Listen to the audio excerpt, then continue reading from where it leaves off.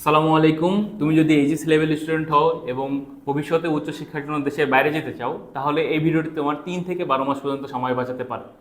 কারণ অনেক student HSC শেষ হওয়ার পর প্রিপারেশন শুরু করে, যার ফলে admission, scholarship, language test, document সিলেক্টের বিভিন্ন কারণে অতিরিক্ত কয়েক মাস সময়, কখনো কখনো 1 বছর পর্যন্ত অপেক্ষা করতে হয়। অথচ আগে থেকে সঠিক প্ল্যানিং করলে এই সময়ে সহজেই বাঁচানো সম্ভব। এই ভিডিওতে আমি এমন কিছু গুরুত্বপূর্ণ বিষয় নিয়ে আলোচনা করব যা তোমাকে অন্যান্য স্টুডেন্ট থেকে এগিয়ে রাখবে। তুমি এখন এইচএসসি কোন ইয়ারে পড়ছো এবং তোমার ড্রিম কান্ট্রি কোনটি, কমেন্ট বক্সে জানিয়ে দাও।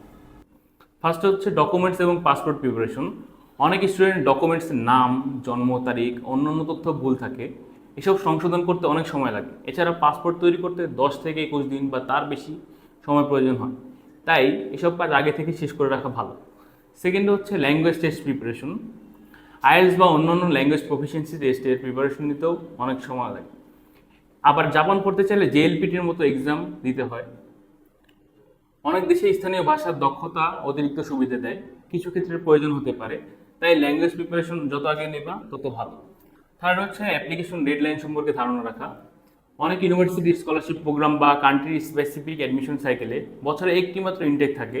ডেডলাইন সম্পর্কে সঠিক তথ্য না থাকলে গুরুত্বপূর্ণ এই অ্যাডমিশন বা স্কলারশিপের সুযোগ হাতছাড়া হতে পারে, যার ফলে ইনটেকের জন্য কয়েক মাস বা 1 বছর পর্যন্ত অপেক্ষা করতে হতে পারে।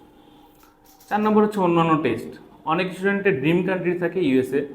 সেক্ষেত্রে কিছু ইউনিভার্সিটি স্কলারশিপ প্রোগ্রামের জন্য এসএটি স্কোর প্রয়োজন হতে পারে। এসএটি এক্সাম প্রিপারেশন নিতেও কয়েক মাস সময় লাগে। এবং লাস্টে হচ্ছে early scholarship opportunities.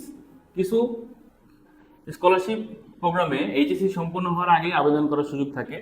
For example, Japan গভর্নমেন্টের এমইএক্সটি স্কলারশিপ এর আন্ডার গ্র্যাজুয়েট প্রোগ্রামে এইচএসসি সেকেন্ড ইয়ারে বসেই তুমি আবেদন করতে পারবে। তাই তোমার যদি ব্যাচেলরের দেশের বাইরে স্টাডি করার ইচ্ছা থাকে, তাহলে এইচএসসি শেষ হওয়ার জন্য অপেক্ষা না করে এখন থেকেই প্রিপারেশন শুরু করো। পাশাপাশি জিপিএটা ভালো রাখার চেষ্টা করো, কারণ অনেক ইউনিভার্সিটি ও স্কলারশিপ প্রোগ্রাম একাডেমিক পারফরমেন্সকে বিশেষ গুরুত্ব দেয়। জিপিএ কতটা গুরুত্বপূর্ণ এবং কোন দেশের জন্য কত জিপিএ প্রয়োজন হতে পারে সেটি নিয়ে আমি পরবর্তী ভিডিওতে বিস্তারিত আলোচনা করব। এমন আরও useful higher study related content পেতে আমার পেজকে ফলো করো এবং আমার চ্যানেলকে সাবস্ক্রাইব করো।